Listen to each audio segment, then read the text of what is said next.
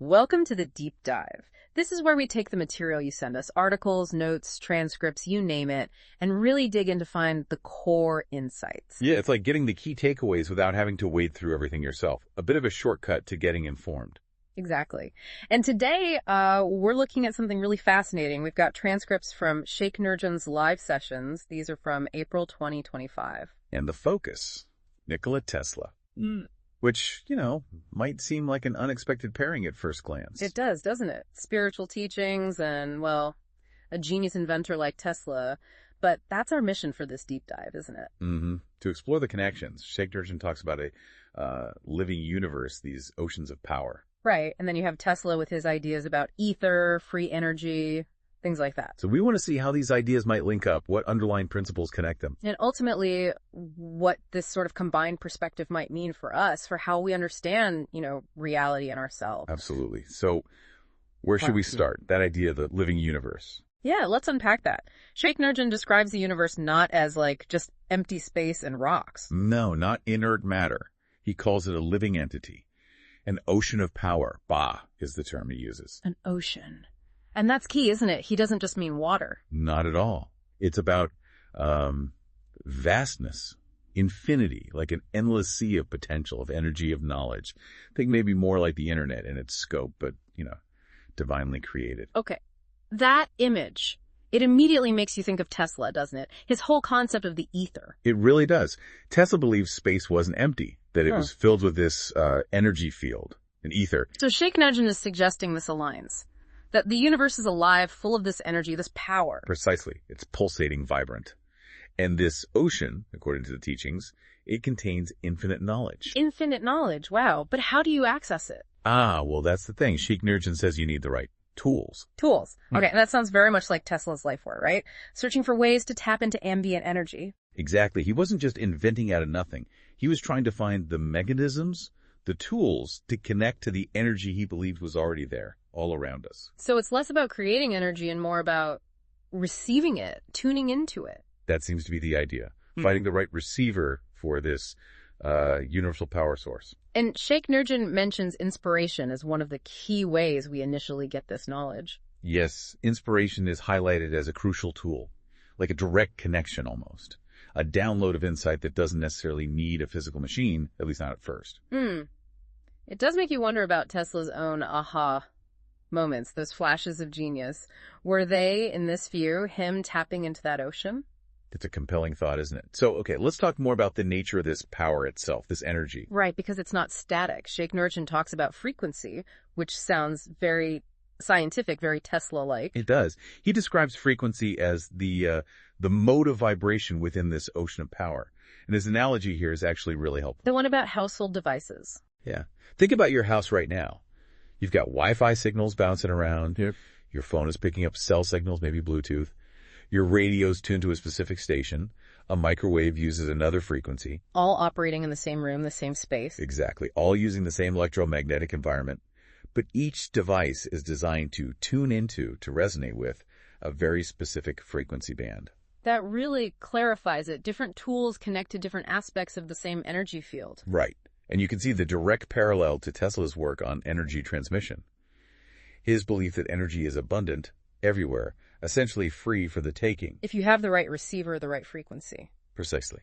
And Sheikh Nurjan touches on why Tesla might have faced resistance.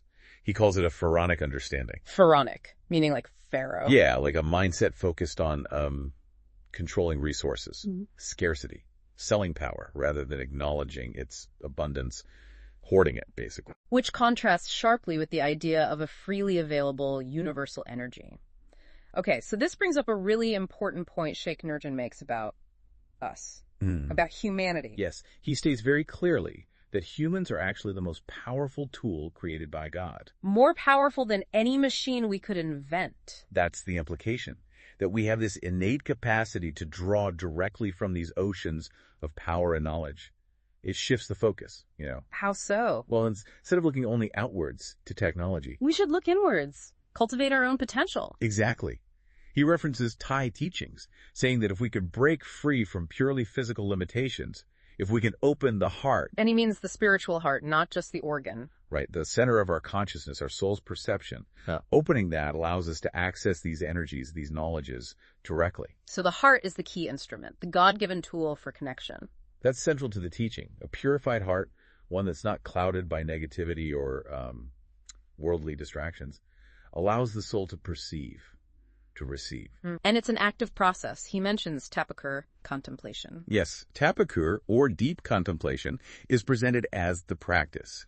It's how you actively tune that inner receiver, refine the heart's ability to pick up these subtle transmissions. Like tuning a radio dial, but internally. Kind of, yeah. It's about developing our inherent capacity instead of just relying on external tech for, like, wireless information or energy. Which leads to another concept he uses, this idea of a divine Wi-Fi. Huh.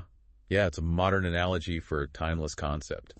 He describes a universal system where everything needed for existence, commands, knowledge, sustenance, destiny, is constantly being transmitted everywhere, all the time. Wow. So it's not something you dial into occasionally, it's the fabric of reality. More like the air we breathe in that analogy.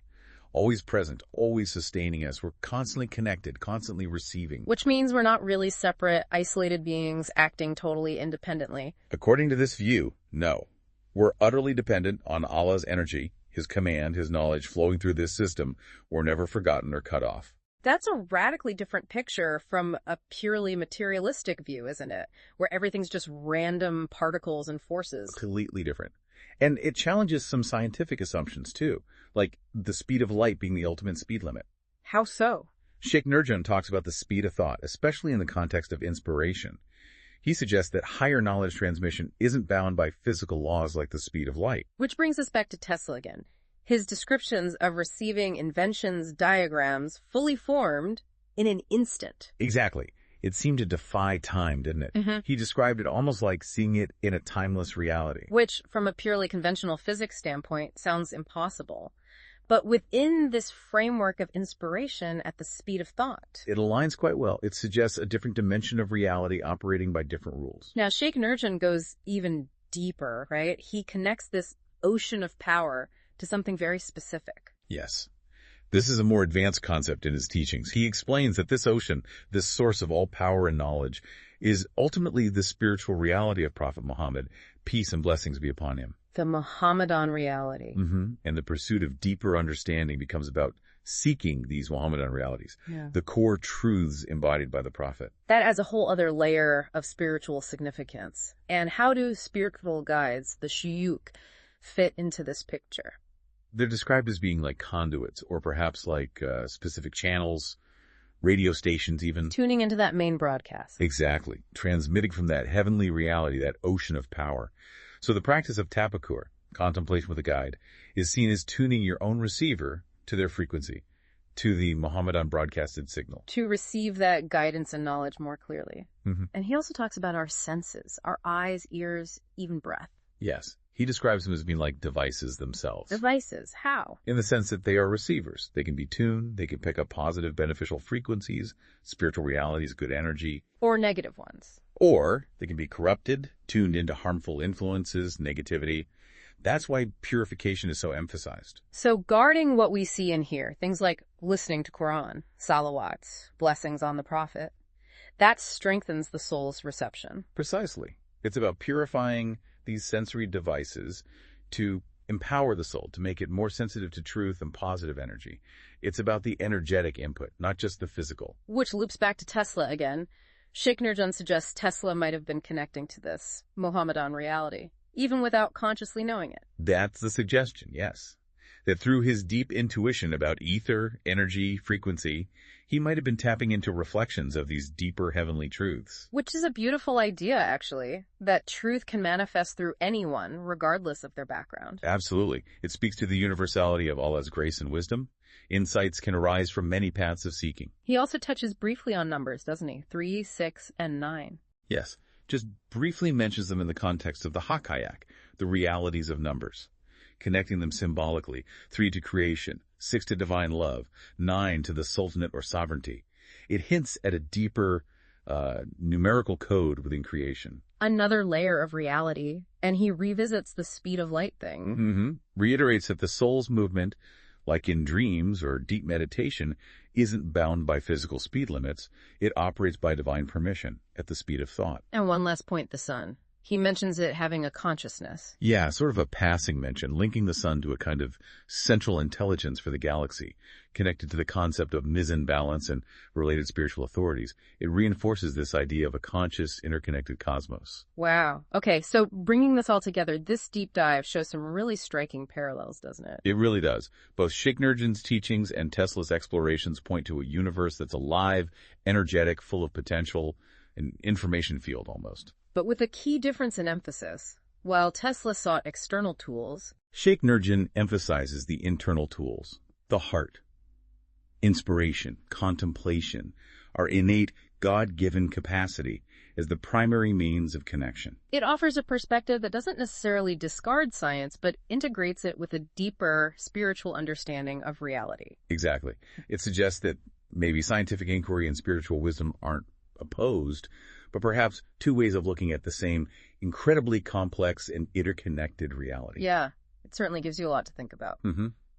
And perhaps that's the final thought for everyone listening. How does this view of a living universe, brimming with energy and knowledge that you can potentially access through your own interconnection, how might that change things? Right. How might it shift how you see technology, or learning, or even just your own potential? It's an invitation, really, to explore these ideas more deeply, both out in the world and, perhaps more importantly, within yourself. Definitely just scratching the surface here today, but fascinating stuff. Thanks for diving in with us.